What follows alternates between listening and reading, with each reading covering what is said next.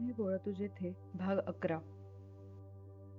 माळवदावर लोळता लोळता मधुकरनं लांबच लांब जांभई दिली आणि तो डोळे किलकिले करून समोर बघू लागला. दारात एक भला मोठा चष्माधारी चेहरा प्रकट झाला होता. तो चेहऱ्याकडं नुसता टक लावून बघत राहिला. मग एकदम ओळख पटून ओरडला, "ओ हो, या या." जाड भिंगातून सगळी खोली साचपडत जगदीश आत शिरला आणि कुबड काढून खिडकीतून डोकावला. वरच्या काळ्या तुळईकडं नि आजूबाजूला निरखून पाहून घेत तो हुश्य करीत खाली बसला आणि त्यानं पिशवी भिंतीला उभी टेकून ठेवली. "बरी जागा आहे," असं म्हणत खिडकी बाजूस राहील अशा बेतानं तो कोपऱ्याशी सरकला. "वाचलीत दिलेली पुस्तकं?" "नाही भाई, अगदी विसरून गेलो पहा." मधुकरनं संथपणे उठत उत्तर दिलं. फळीवरची पुस्तकं जगदीश समोर टाकीत त्यानं विचारलं, "कुछ खास जरूरत?" जगदीश चष्मापुशीत अधू नजरेनं मधुकरकडे पाहत राहिला.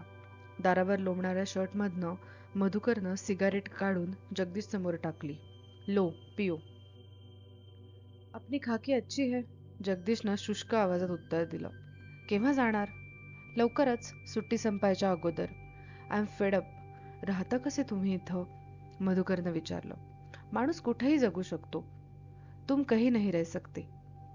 "क्या कहा?" "कुठंही नाही. तुमच्यासारखी माणसं कुठंही राहू शकत नाहीत." "काय म्हणालात?" भुवया उडवीत मधुकर जरासा उसळून म्हणाला.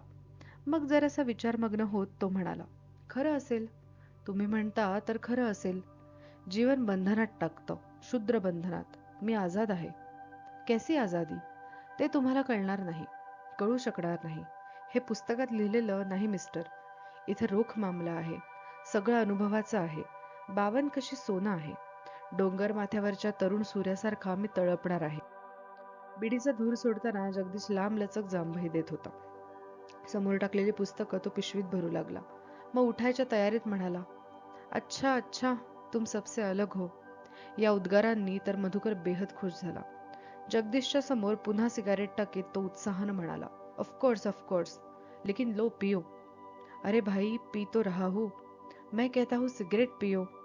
जगदीशच्या हातातली बिडी अकस्मात बाहेर भिरकावून देत मधुकर आग्रह करू लागला. "मैं तो साथ साथ नहीं बहूंगा भाई. मैं अलग हूँ. हेच आमचं स्वातंत्र्य. समजलात?" मधुकरकडं विचित्र नजरेनं पाहत जगदीश म्हणाला, "अरे, अलग पुष्कळ माणसं असतात. वेडे सुद्धा. हा माणूस निरुपयोगी आहे. धूर्तीच्या हातातलं उत्तम खेळणं बनू शकतो, उत्तम नाझी बनू शकतो, पण हरभऱ्याच्या झाडावर चढवलं तर." "काय म्हणालात?" "बरोबर आहे. काय चूक आहे? वेड्यांच्या जाती असतातच. मी माझं स्वातंत्र्य सिद्ध करू शकतो. भिंत आडवी आली तर उडी मारून जाईन मी." "कोणती भिंत?" जगदीश आश्चर्यानं म्हणाला. "आणखी कोणती? या देहाची. माझं स्वातंत्र्य मी सिद्ध करू शकतो जनाब. ऐकून घ्या, ऐकून घ्या." अर्धवट उठलेल्या जगदीशला दडपून खाली बसवत मधुकर आवेशानं उद्गारला, "तुम्ही विचारता मी काय करू शकतो नव्हे? ठीक ठीक, आय कॅन प्रूव्ह इट. परिस्थितीच्या वळणानं न जाण्याचं स्वातंत्र्य मी कायम ठेवू शकतो. आता असं पहा, बापू, माझे वडील, ही माझी आई, ही भावंड, हे दारिद्र्य, हे तर नुसतं आहे. म्हणजे काही करता येत नाही यात."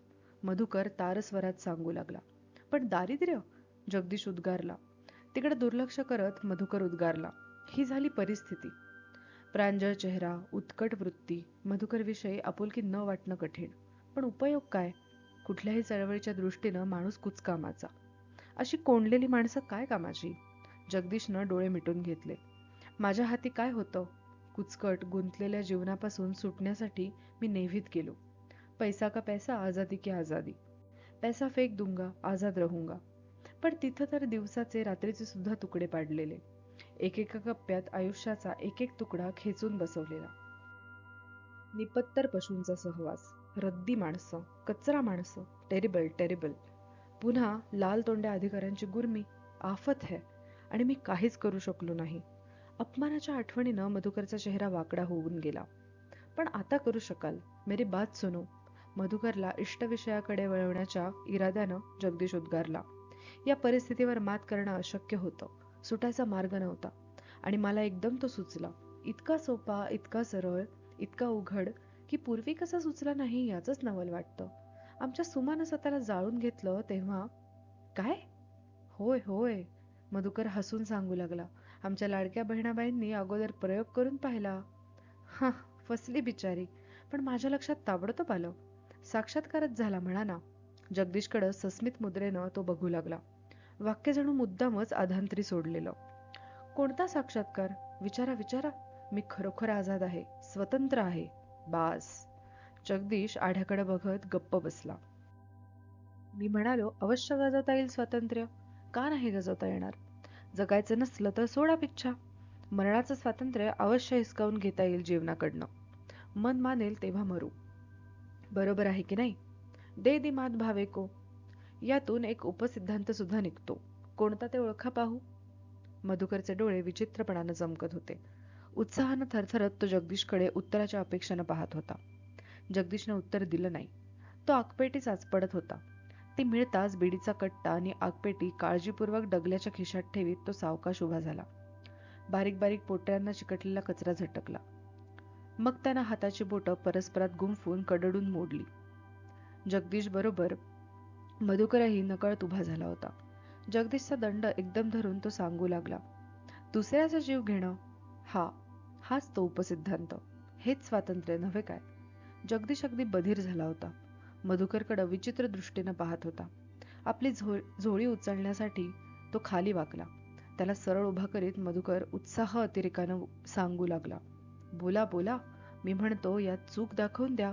दाखव मला चूक. जगदीश दाराकडे निघाला. हवे असते तर सांगितलं असतं. लेका, शरणागती पत्करली होती तुझ्यासमोर.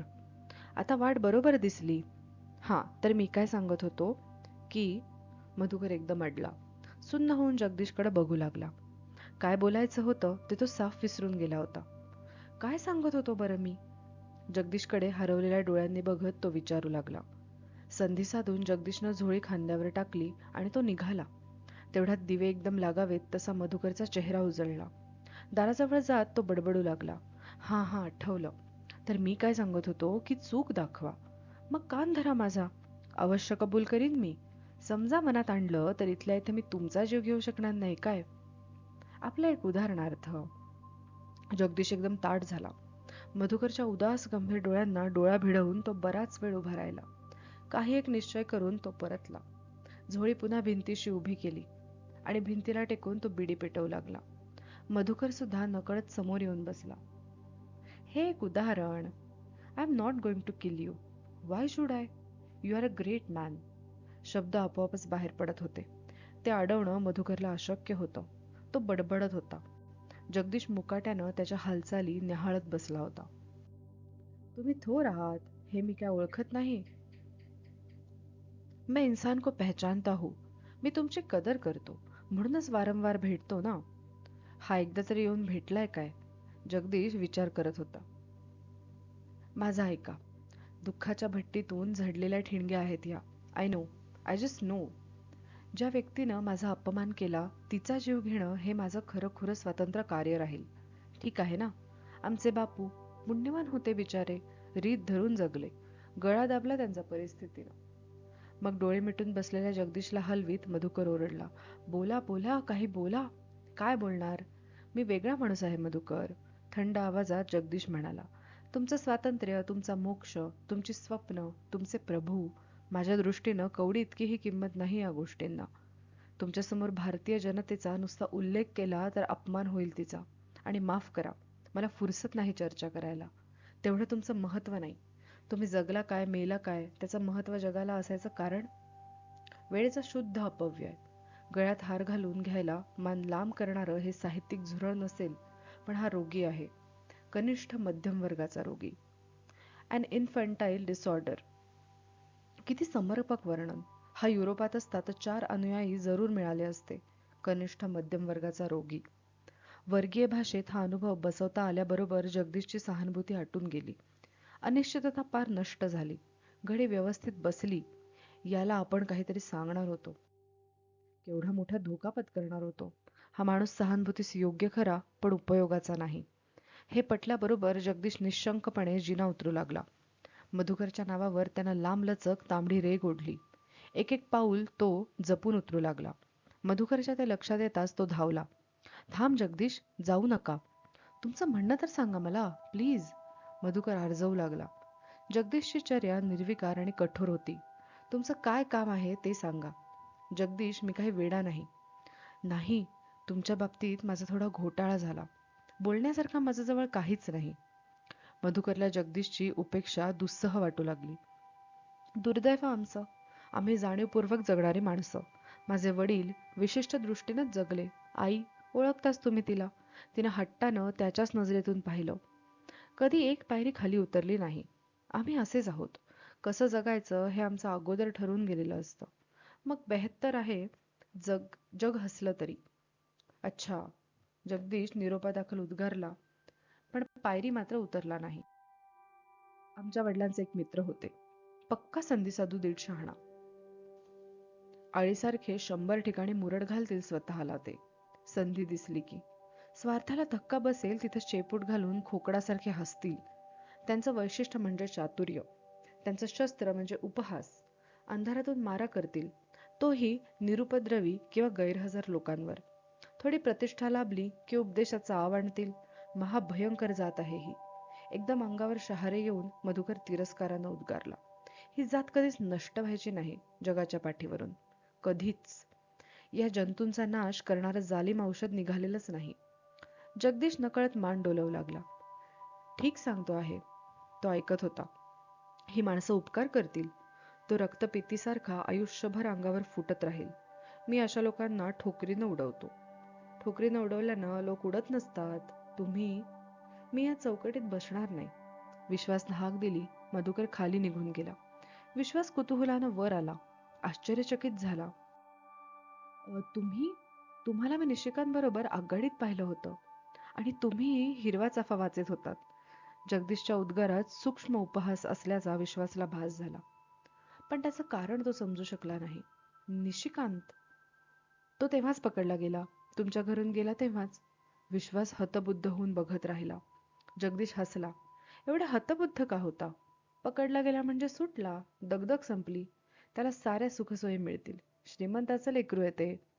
बिडी सुरगळून विजवीत जगदीश अलिप्तपणे जिना उतरू लागला. 11 समाप्त.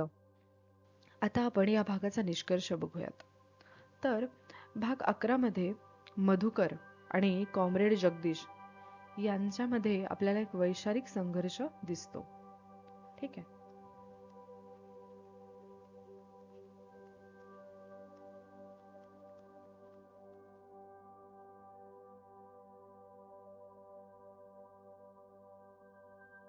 मग जसं मधुकर याची जी विचारसरणी आहे ती अस्तित्ववादाची आहे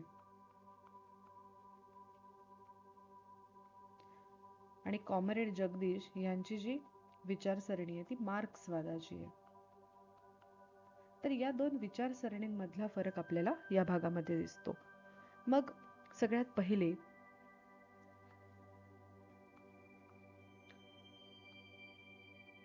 मधुकरचा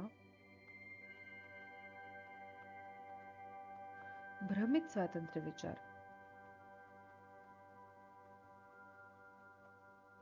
म्हणजे काय की मधुकर स्वतःला आझाद समजतो. मग त्याचं जे स्वातंत्र्य आहे ते विनाशाकडे झुकणार आहे. मग सुमा जेव्हा आत्महत्येचा प्रयत्न करते त्याच्यातनं मधुकरला एक साक्षात्कार घडतो. त्याला असं वाटतं की जगणं कठीण असलं तर मरावं. म्हणजे मरण्याचं स्वातंत्र्य माणसाकडे असतं. आणि तो म्हणतो की दुसऱ्याचा जीव घेणं हे सुद्धा स्वातंत्र्याचंच एक रूप आहे. मग इथे ऑफकोर्स आपल्याला कळतं की तो मानसिकरित्या अस्वस्थ आहे. ठीक आहे. किंवा त्याच्या मानसिक अस्वास्थ्याचं हे लक्षण आहे. ठीक आहे.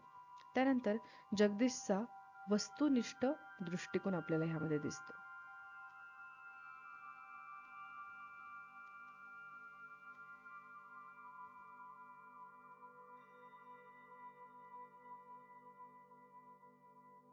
मग हा जो कॉम्रेड जगदीश आहे हा जमिनीवरचा माणूस आहे.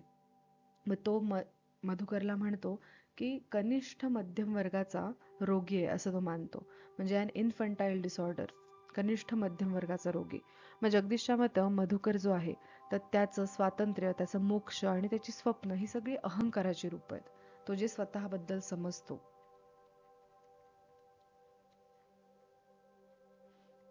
आणि या सगळ्या जगण्याला त्याच्या मते कवडीची पण किंमत नाहीये.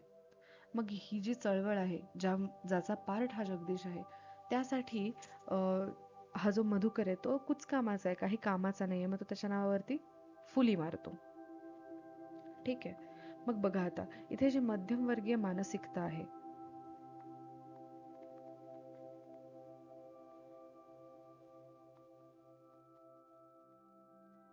आणि दांभिकपणा.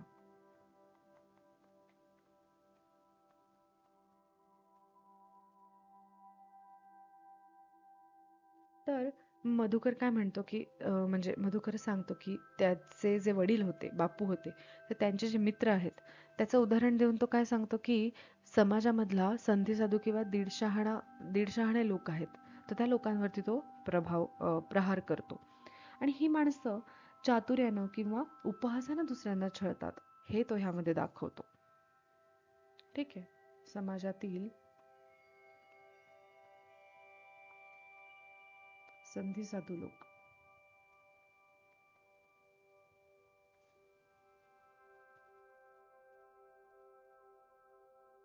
आणि मग सगळ्यात शेवटी जेव्हा मधुकर खाली निघून जातो आणि विश्वास वरती येतो, तेव्हा त्याला काय कळतं? तर त्याला कळतं की निशिकांत अटक झाला आहे.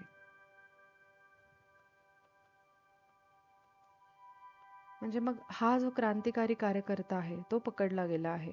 मग जगदीशच्या प्रतिक्रियामधनं त्याला काय कळतं की चळवळीतला तो श्रीमंत कार्यकर्ता होता. कोण? निशिकांत.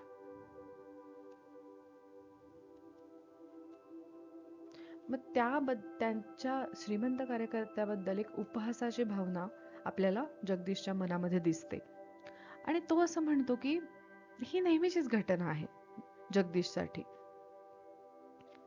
मग ही दोन जगांमधली दुरी आपल्याला दिसते,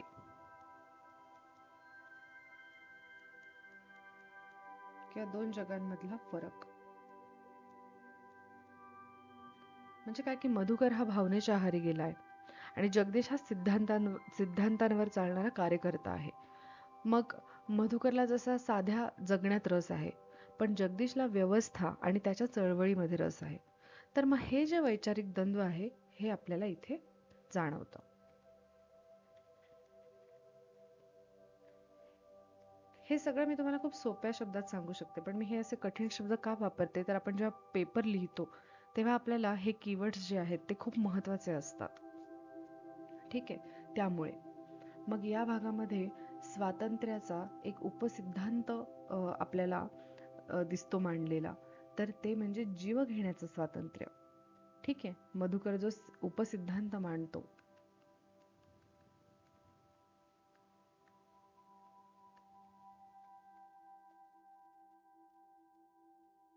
आणि मग दुसरीकडे हे झालं एक भाग, आणि दुसरीकडे जो जगदीश आहे तो या मधुकरला एक रोगी समजतो. ठीक आहे. आणि मग निशिकांच्या अटकेची जी बातमी आहे ती विश्वासपर्यंत पोहोचते. तर अशा पद्धतीचा आपल्याला हा भाग दिसतो. ठीक आहे. धन्यवाद.